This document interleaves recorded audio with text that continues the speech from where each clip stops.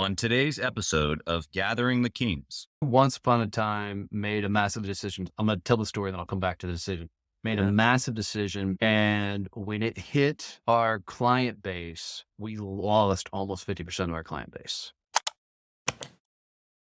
What's up, everybody? I'm Chaz Wolfe, Gathering the Kings podcast. I got a special guest, another podcaster, an amazing business owner. He's going to teach me how to do this podcast here today.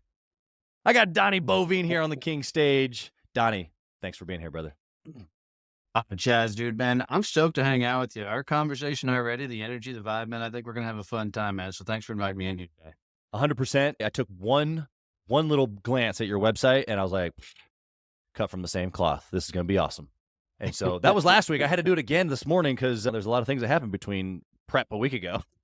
But I've been excited for a week for this conversation. Really appreciate your time. Thanks for being here. Tell us what kind of business that you got, my brother. So we have a company called Success Champions, and we run peer groups all across North America, and it's fixing to expand into Europe. But there are virtual business communities where we help your up-and-coming business owners grow their businesses. There's a lot of guys that were like me that left corporate America, decided to trick out on their own and say, okay, I'm going to do this whole business thing. And got out there to only realize that building a company is the toughest thing they've ever done in their life. So a lot of people make themselves an island because they don't want people to know how bad the business actually is. Yeah. So we create a place where they can come, learn, collaborate, and grow together, and currently have the fastest growing peer group organization in the country right now. Maybe in the world, but in the country for sure. Yeah, I love that. Yeah, we're cut from the same cloth of just the ability, or the desire rather, maybe to create collaboration, create connection points for entrepreneurs. And it's not so much necessarily because like we can't do it in that siloed fashion, but it just gets done a whole lot faster and better when we have the collaboration. Would you agree with that? Yeah, 100%. I tell you, when I went through my hardest struggle in life, which was building a company, almost lost everything in the process. I completely made myself an island. I didn't want anybody to know how bad things were. And I thought, in addition to that, the reaching out for help or asking for help from anybody was a huge sign of weakness because that's how I was brought up. Yeah. So now you got the conundrum of you don't want people to know how bad it is. You can't ask for help because that makes you weak. And misery loves company. So you spend more time trying to make yourself miserable in the process. Yeah. All the while bailing water the entire time, hoping the whole boat doesn't sink. Yeah. Yeah. And so there's a uniqueness of that moment to be able to break through. I want to get to that. Before I do, though, why are you doing this? Why? You kind of gave us just a little bit of the practicality of you had some pain, but what's the bigger picture for you? What's the burning desire on the inside of Donnie? As I was going through trying to build this company early on, man, I wish somebody was swung around and said, hey, dude, keep going. You got this. Or, hey, go this direction. But nobody was doing it. You had all of these big name people that were saying, he started a business, anybody can be an entrepreneur. And entrepreneur became this buzzword that was like another MLM, right? You can be a millionaire overnight. I made 7 figures in 30 days and all this crap you kept hearing. Full disclosure, I bought somewhat into that hype. And that's one of the reasons I jumped ship to start my own company. And as I got out there going through it, nobody was helping people. So interestingly enough, I started sharing up all my screw ups and everything that I was not understanding and figuring out in business in hopes of getting advice from people. And people started asking me questions. I'm like, wait, don't ask me. I don't know what I'm doing. I'm still trying to figure all this out. But what I found is there was just thousands upon thousands of other people that were in the same boat that I was, that didn't know how to do this, didn't know how to build a business, didn't know how to put all the things together. And I'm like, by God, if I can just teach the things that I'm learning. So I started teaching the things that I was learning, and it was basic stuff. And people were like, oh my God, nobody ever says it. Nobody's talking like that. Yeah. And so I just said, all right, man, here's my mission. I'm going to 100% get as many people to freedom through building a business as I possibly can. Because look, we all left, most of us left some sort of corporate gig. We don't want to create a crappy job for ourselves. A lot of them don't want to build this big corporate empire. We just want to get to freedom so we can live a cool life and not be a slave to the desk or a slave to whatever else. So this for me is I give away every piece of knowledge I got for free just so we can reach as many freaking people as possible. Yeah. I love that, man. I love the transparency there. And I think that you're right. When you're selling an environment or fulfillment or freedom, information is transferable. I can transfer information today. You can share about your stories and experiences. but it's still left up to the other person to go execute or implement. But what you provide alongside of Gathering the Kings, and we're very similar in this way, where it's like, if we're running together, I can give you the information, but Yep. rather than you walking away by yourself and being an island like you talked about, we can do it together. And there's a power in the community or the peer-to-peer, as you mentioned. We don't both have to have it all figured out, but we're running hard together. What would you say to that? No, it's 100%. If you think about it, all successful businesses have boards of directors. They have teams of people that are That's right. collaborating on different projects and different programs. And that's why we launched the peer groups, was to create that environment for business owners. And there's something to be said when you can get a group of individuals together that are really trying to go for it, really trying to create something. And man, you get them all collaborating. Holy hell, just hold on and watch what comes out of that, because Yeah. it's like you take a bunch of Marines, and I'm a former Marine, but you take a bunch of Marines and you put them in a room with the ball bearing, they're going to break the damn ball bearing. It's the same thing with entrepreneurs, man. It's kind of like you put them all in a room and say, okay, let's go focus. Let's go create something. Let's go freaking build something, and Yep. watch them collaborate and come together. And the fireworks that happen afterwards is amazing. But you got to get around people that are going for it as hard as you're going for it, because you don't want to be the top dog. You don't want to be the hind end either. You want to be around people that one day you're sitting up top, the next day somebody's kicking your ass. The next day you're going up. You're constantly running, and you're not pulling people up. You're challenging people to run as hard or faster than you are. Man, you create that environment, and there's no holding you back. Yeah. It's just a cool Yeah. place to be. It is. You're right. I couldn't agree more. Looking forward to running with guys like you even. And that's what we're doing right now, even on podcasts. Like, people don't realize it doesn't have to be Right. in a meeting format. Like, we're literally growing and doing this thing that you're talking about right now. And so, encouragement to the listener. I would tell you, your listeners, man, the greatest networking tool on the planet is podcasting and podcast guesting. There's no other tool that I've found to meet with some extraordinary people. Some of the biggest business relationships I've had and created have come from either having guests on my show or being guests on other shows, because the conversation before and after is where all the magic happens. And then you get an opportunity to sit down with somebody and provide value. God, it's a huge win for everybody. It is. It is. And also, too, tell me about I already know based on the things you've said, how you feel about this, but there's a linchpin in what you're talking about with podcasting or any other value in between relationships, is that it has to be in a place of, I'm just coming down to sit at the table. I'm not necessarily looking for anything. I know that there's going to be value here, but I'm open to providing value and then just seeing where the value is for me. And it's a little bit of an open-handedness. Like, I'm willing to give, knowing that I'm going to get back. Like, obviously, that's the law of reciprocity.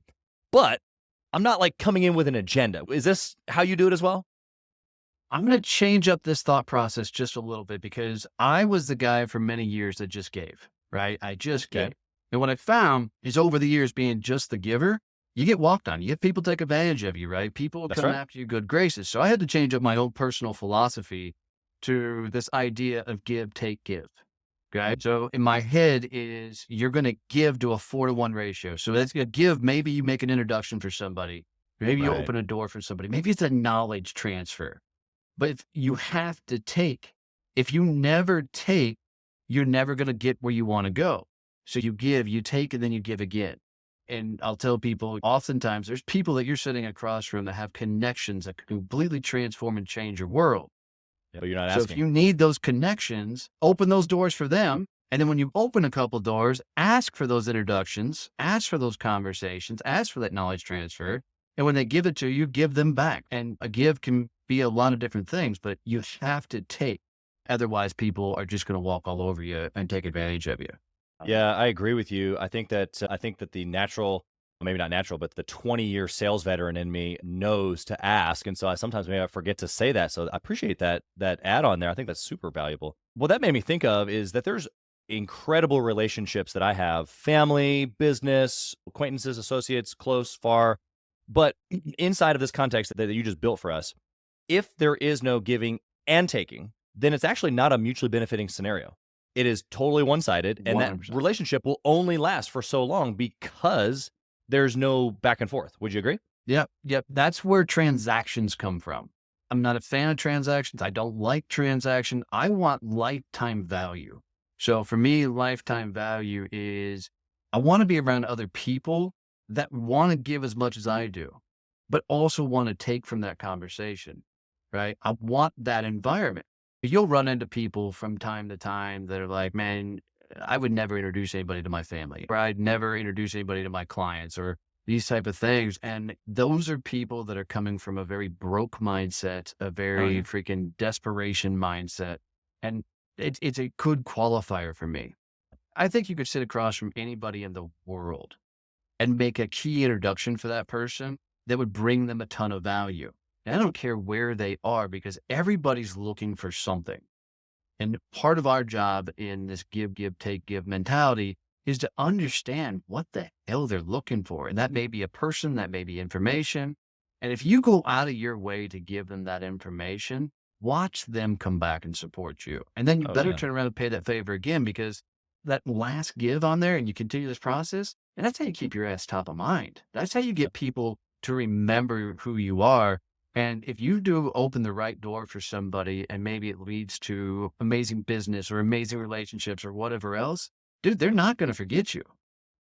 You know, a little before this conversation, I just got off the call with a 31-year-old younger guy, and he's really moving heavy into the VR space and virtual reality. And I'm like, dude, that's something we've been looking for and trying to get into. And he's like, let's partner up. I'll walk you through it and everything else.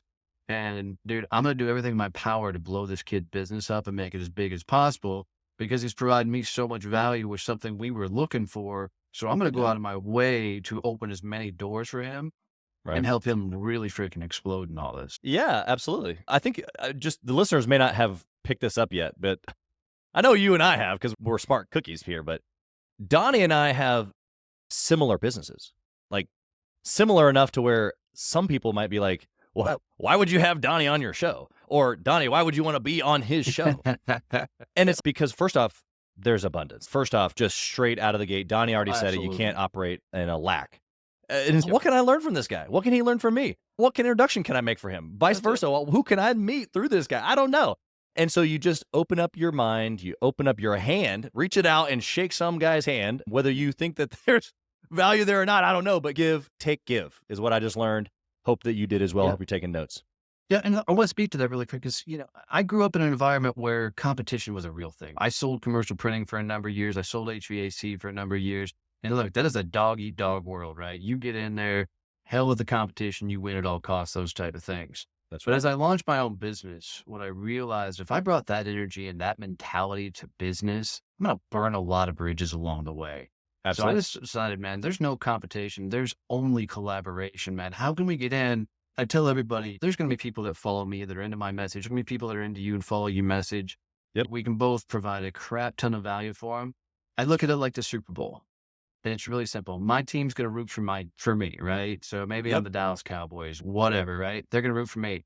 But when the Super Bowl happens and we figure out how to collaborate and bring everybody together, nobody gives a damn who's playing. We just want to watch the commercials. Watch the In that example, and actually I'm here in Kansas City, so I'll be the Chiefs, and I don't know. I don't know if the Dallas Cowboys are going to be the Chiefs. But I'm just kidding.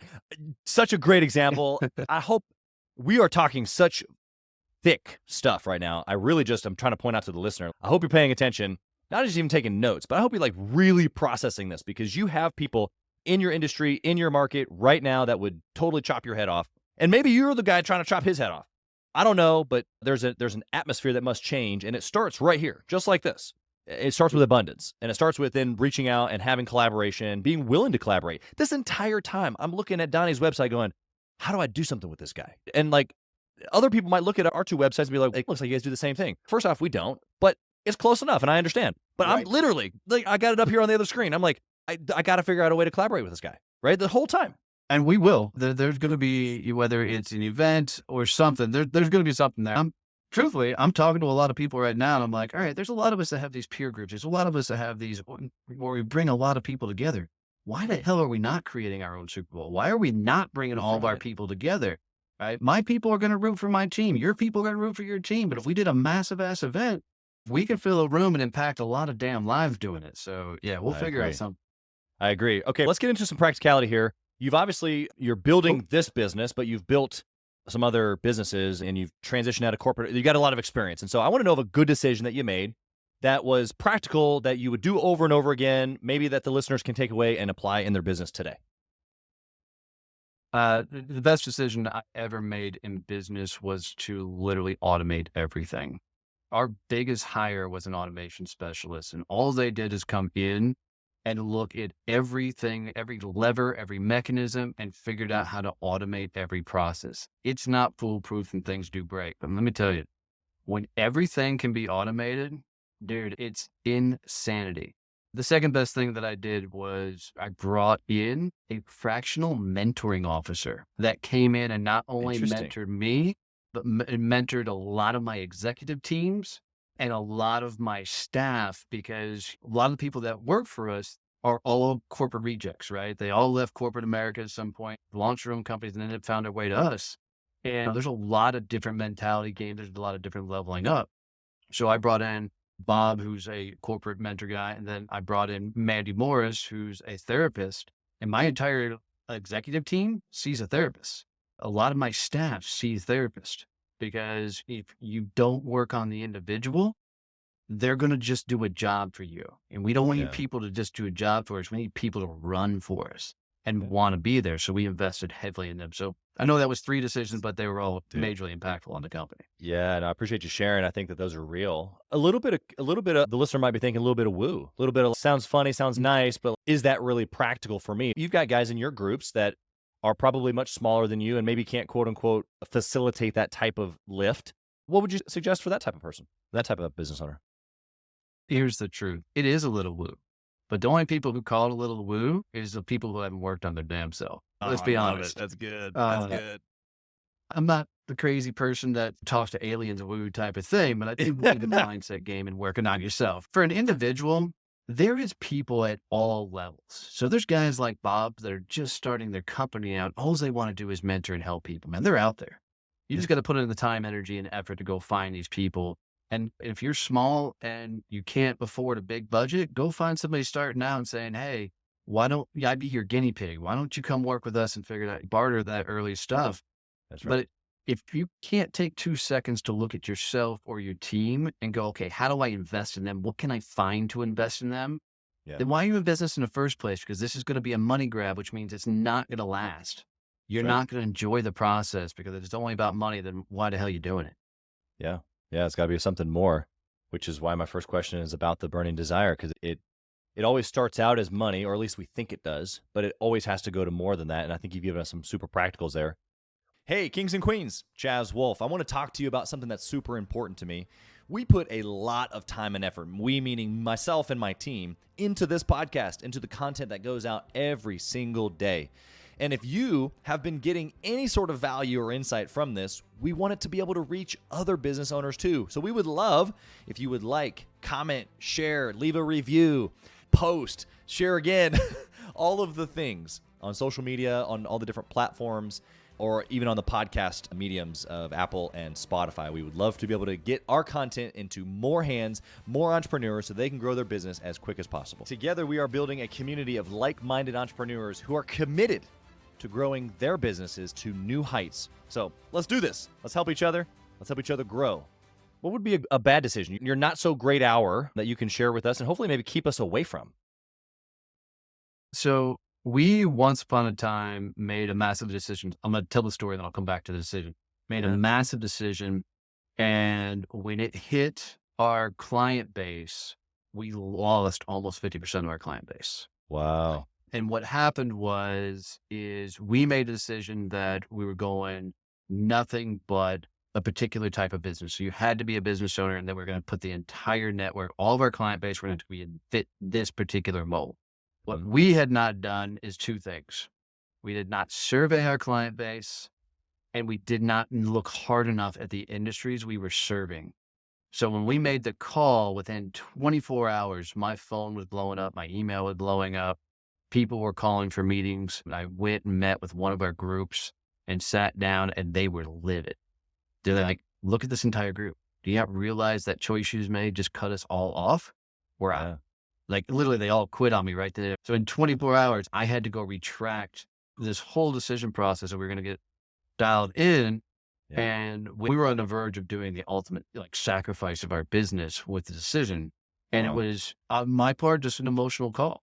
So I would tell you that I'm a very fast decision maker and I like to make decisions very fast. You need to sit on your big decisions for 24 hours. And this is something a mentor of mine told me. He goes, if you're as excited about it after you get a good night's sleep, probably have a cocktail, relax for the evening, whatever, if it's still there the next day, it may be worth doing.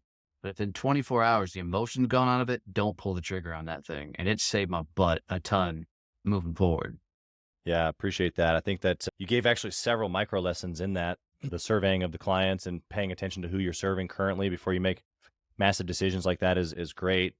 The slowing down, it's a slowing down to speed up. And I am so shocked. Like you said at the very beginning, some of the things that you were sharing at the beginning of your journey in all this was that you were sharing some basic stuff.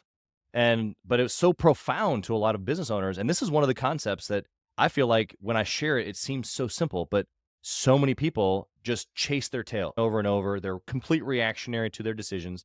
And it's because of this right here. They don't slow down to speed up. And it's okay. It's NASCAR. They have a pit stop. They got to change the tires, change the wheels. If you don't, it's just going to fall apart. And people just keep going and then they fall apart. What do you say to that?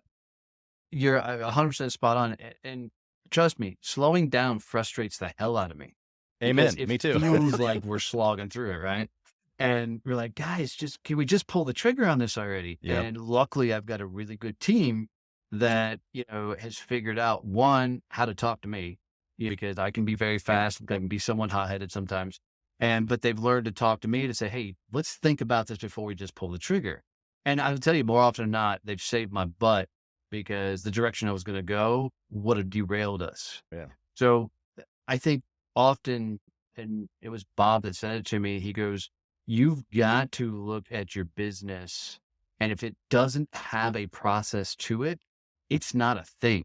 And if that process isn't documented somewhere, it's not a process. And so what we've found through a lot of it is we've had to slow down to add additional processes in. And what people don't understand, and I hope your listeners take value from this, is it's not the CEO's job to create the process. They create it initially. We come up and go, okay, this is how I think it should work. And then you have to give that process to somebody else. Let them go tinker with it, change it up, get it better. And it's not until they give it to that third person that actually implements that process and finally puts the last tweaks on there, is it an actual process? Because everything you're going to put into it, or the first person who's creating the process puts into it, is theory. This is how I think it should go. Yep. So we call this AD, which is you take action, you document it, then you delegate to somebody else. They take it, they take action on it, they document their changes, they delegate to somebody else, that becomes the process. Yeah. And people will follow that format, that it'd be hugely impactful for them. Yeah, I think so. And we'll put that in the show notes as well. I think that's super valuable. What that keeps people from, I feel like I'm always talking, especially as a visionary, if the listener can relate, we're talking conceptual thoughts. Like Donnie just said, I think it should go this way. Or better yet, I'm going to talk about making a process. Not even the actual process, but I'm going to just talk about that thing over there that needs a process. And then for whatever reason in my brain, like I check the box of like, well, I created a process for that because I talked about making a process for that. Yep. 100%. 100%. You got to sit down and you got to put some intentional thought and then documentation to this and then delegate it out. And I love your iteration of making it real is really what it comes down to. So I appreciate that. What about decision making? So I'm going to, same lane here. I want to make good decisions still. You've given us good and bad. But what sort of a step or formula? I'm sure you've got one. You've given us already a couple formulas, but decision making, I want to make good decisions. I want to be a good CEO. How do I do that? Or how do you do it? So for me is I pick my lanes of where I'm allowed to make decisions. I'm naturally fast paced, right? If it's revenue of the company, my call, right? If it's operational, I'm out. You do not want me touching the operational side of things. I will give input all day long. You have to know your lanes. And this is one of the ways I explain this to my team is every morning I go walk my farm. And I've got a full working farm here in addition to running the companies. And I'll take my German Shepherds out, let them go run the field, and I go walk gate to gate. As I walk down that gate to my right, I got a creek. It's a natural spring creek that's 40 foot down. Wow. To my left is a barbed wire fence that keeps my goats and everything in, right? So I got this road to walk on. I got too far left, I'm into a fence, too far right, I fall into a damn creek. when it comes to decision making, you got to put your boundaries on, right? You got Yeah. to know where your lanes are. And if you don't know where your lanes are, you're going to make a lot of bad calls because Yeah. often guys that run fast pace, which I'm assuming a lot of your listeners are, we fire from the hip very often. And if you're always firing from the hip without taking 2 seconds to slow down, or from military perspective, you don't know your lanes of fire, then you're going to make a lot of decisions that you're going to have to come back and clean up and fix or redo. Yep. Look at specifically what decisions you should be making in your company, and then have faith enough in the rest of your team of what area they should be making decisions on, and then empower them to go make those decisions and back the play good and bad. If they make a call and it goes south, that's on you. You gave them the permission to make the call. It's not on them, right? And you have to take ownership of that moment. Now we got to come back and fix it and say, okay, cool. That didn't go so well. How do we keep it from not happening again? What do we Yep. do now to fix this mess? Yeah. But you can't look at them and go, oh my God, I can't believe you screwed all that up. No, that was your call. You told them they could go make the decision. Yeah. Yeah. You're strengthening that relationship so that way they can go back out and do it again and not be gun shy.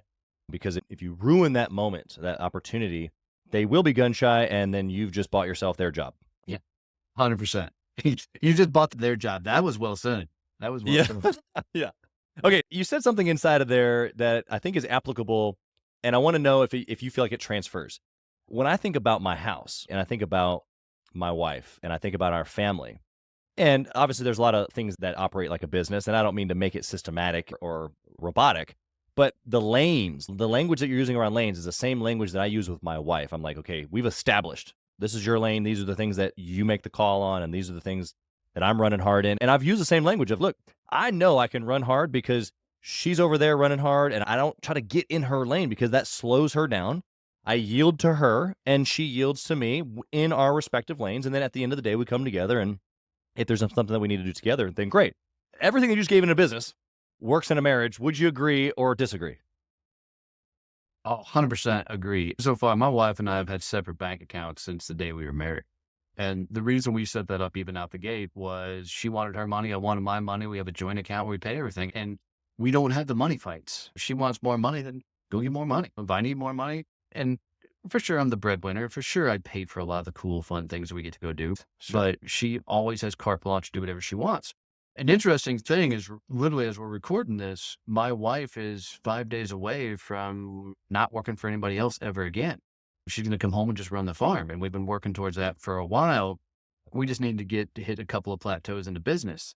Yeah. So now, and my wife, she's not like an over ambitious entrepreneur type of person, Yeah. but you put her a task and she's driven as hell. Oh, yeah. So I'm like, babe, come home, take care of the farm, whatever you need. I'll financially freaking take care of it all and run it. And the nice thing is her and I could never work together. We'd kill each other. Just the way we're wired. But letting her take this on, and she can go as big as she wants with it. She wants to go Yeah. crazy big with it, we'll go crazy big with it. She wants to do it as a kind of a hobby, we'll go as a hobby with it. But if you don't know your lanes and what responsibilities and things you have, man, you're going to be all over the place. And it's not just marriage, it's freaking everything in life. That's right. I'm not a work-life balance guy. I don't think that's a real thing. I'm Yeah. a work-life integration, especially if you run a business, man, because it's all Yep. one thing. Yep. If you run a business, you're never going to stop thinking about the damn business. Yep. You're going to be thinking about, okay, what's my next investment? What's my next move? Oh, crap, that broke. Right? Yeah. Be where you are in the moment. Be with the family. I'm a family first guy. Be with the family. Just don't beat yourself up for thinking about the business when you're hanging with the family. Just bring yourself back to hanging with the damn family. Yeah. Yeah. Super practical. You jumped ahead and stole one of my surprise speed round questions. So I appreciate that. I'm going to elaborate on it though, because I want to give you an opportunity, because you just you opened it up and you did such a great job. I just really appreciate that. I'm in 100% alignment with you that there is no such thing as balance. And the word that I use instead of integration, I love the word integration, by the way. Thank you, because you're right. It's a coming together of all of it. And if we don't have that recognition that it's all together and it's all intertwined, then we're trying to look for something that doesn't exist, which is the balance. I like the word obsession. And so I know that I've been successful in multiple businesses, in multiple industries in a very short period of time, and now over a long period of time, because of my obsession with success, with business, with people building, with personalities, with growing myself, like you name it, right? This is what we do as entrepreneurs. Okay. But the obsession with my marriage, I have to raise that up just like I did with my business. I have to raise my obsession with my children. recently, probably over the last probably 3 or 4 years, this phraseology that I'm using has come to me, but coloring with my 4-year-old doesn't sound super, it doesn't get my juices flowing like doing a podcast with a guy like you. But what does get my juices flowing, because doing a podcast with you is building. I'm building something cool. That's what gets my juices flowing. So when I'm coloring with my 4-year-old, now it's turned into I'm building my son. And it's like, okay, that just took me to a whole nother level of obsession. So what are your thoughts on, you're integrating, but what about doing them both at the same time? You said, okay, if I'm with the family and I'm thinking about the business, don't harp on it, but bring yourself back. I love that's a present kind of feeling. What would you say to kind of what I've said here?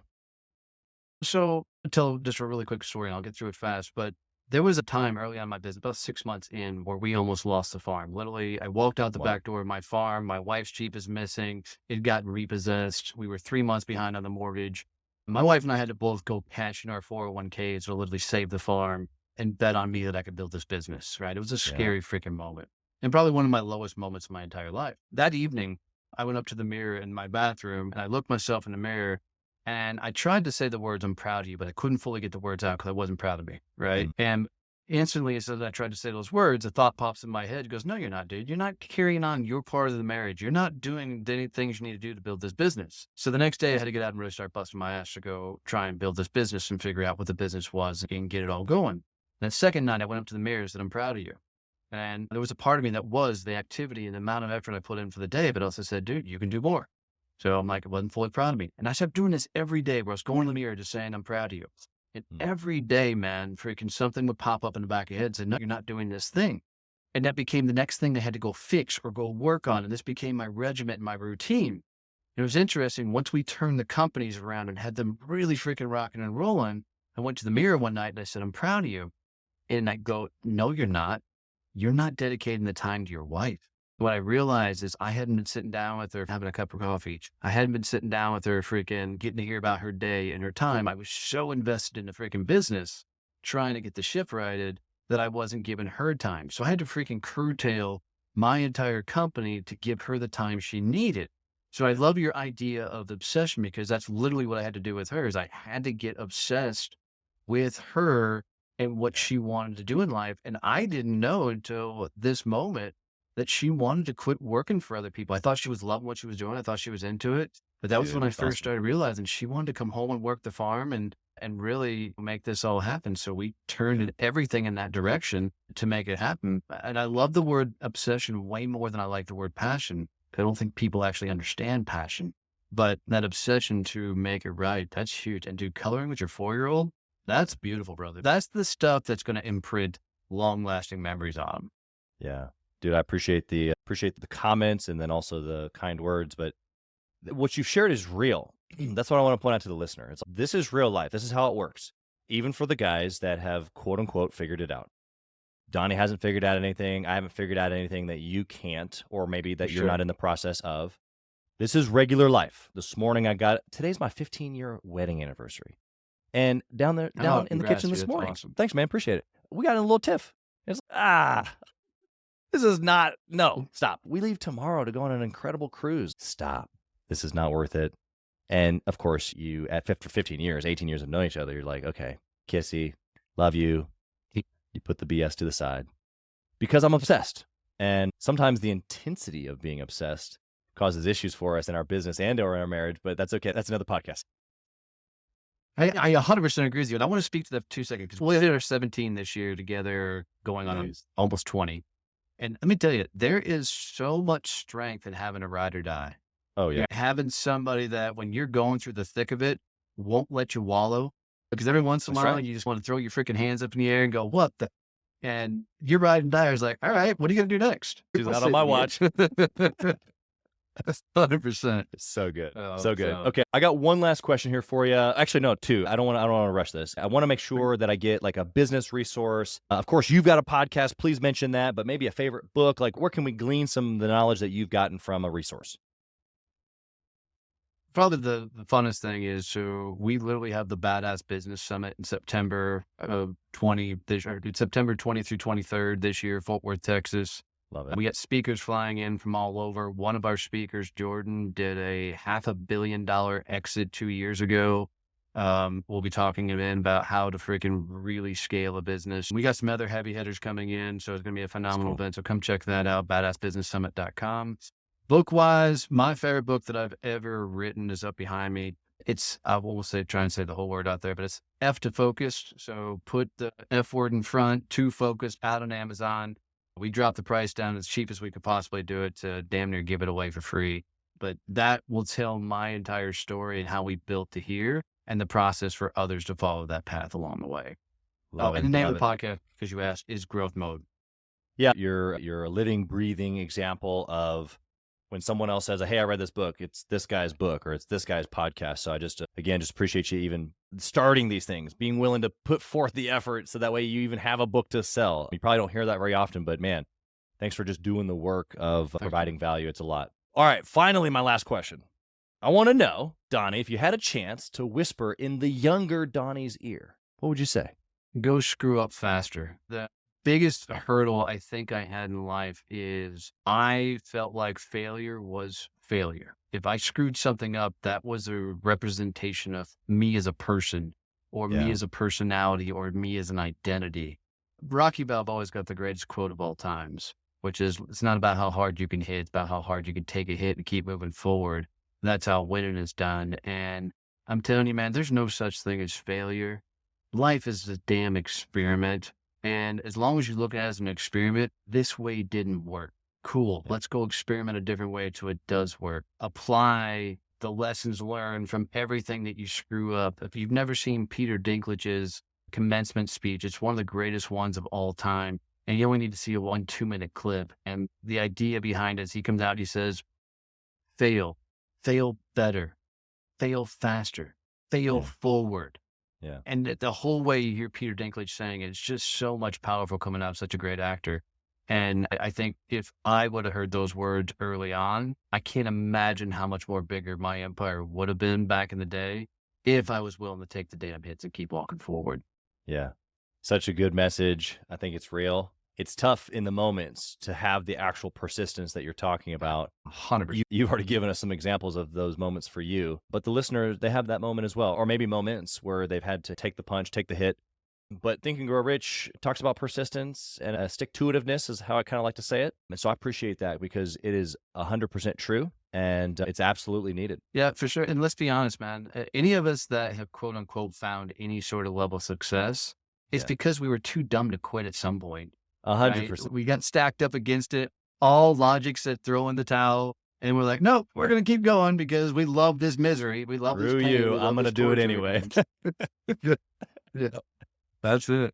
Okay, Donnie, you've been incredible. So much value in such a short period of time. You've already talked about some of your events, but tell us where we can find the event, where we can find you, where they can just connect if they want to connect with you on social. Give us all that information if you don't mind. Yeah. Before I do all this, let me do something for you, Chaz. Guys, this has been a powerful conversation. I've enjoyed the hell out of it. Chaz is really good at pulling out some great, amazing content. Dude, if you got any value out of this conversation between us or any of his other episodes, do him the honor of sharing this show out with one person. I can tell you, I have my own show. The hardest thing in the world to do is to build an audience and to reach and inspire and touch as many lives. So if you could do him the honor of literally telling one buddy, one friend about this show, it's literally like giving him a virtual hug and it'll mean everything to him. So for me, go to badassbusinesssummit.com. Go to badassbusinesssummit.com. Come check it out. It's 4 days, all about business growth, all about leveling up in your business. Find me at donnieboivin.com, and it's Donnie Boivin on all social media. Friggin' tell me that you heard me on this podcast. And one of the coolest ways you can share this out for somebody, take a screenshot on your phone where you're doing this, if you're watching on YouTube, and use that as part of a social post with your takeaways from this episode. And you'll be amazed how many people lean into you providing that value out there for them. Yeah, I appreciate that. Also, too, this is me and the listener. We just separated from Donnie for a half second. I wondered if you guys noticed his give, one more give before the take there at the end. So I just really appreciate that. Thank you for being here, Donnie. I really do mean that. I really do mean that we're going to collaborate on some form or fashion. It's just inevitable. It's already a done deal. We just need to figure out the details. Thank you for being here and adding value to my audience. And I hope that in return, your audience and you, your team, everything is blessed in 2023. Thank you for being here. My honor, brother. Thanks for having me. Keep rocking, dude. This is well done. Thank you for listening to Gathering the Kings today. I hope that you were able to pull out a few nuggets to go apply into your business right away. More importantly, though, I hope that you're realizing that it takes more to be successful than just being by yourself, doing it all on your own, carrying the weight all by yourself. What I have realized, not only in my own journey from multiple businesses and multiple different industries, and now interviewing over 200 or 300 other very successful 7, 8, and 9-figure business owners, is that it's tough to do it alone. And so Gathering the Kings exists to bring together successful entrepreneurs. In fact, we are putting together 1,000 kings, specifically who are grateful but not done. We're intentionally assembling kings who fight tooth and nail for their business, family, and communities. And here's what we believe, that in the pursuit of excellence in those areas, that it ignites within us the responsibility to govern power and forge a lasting legacy. So if that relates and resonates with you, and you know that you need people around you, sharp, qualified, other very successful business owners, I want you to go to gatheringthekings.com. I want you to take a look at what we're doing and see if it makes sense for you to be part of our pursuit to 1,000 kings. Talk soon.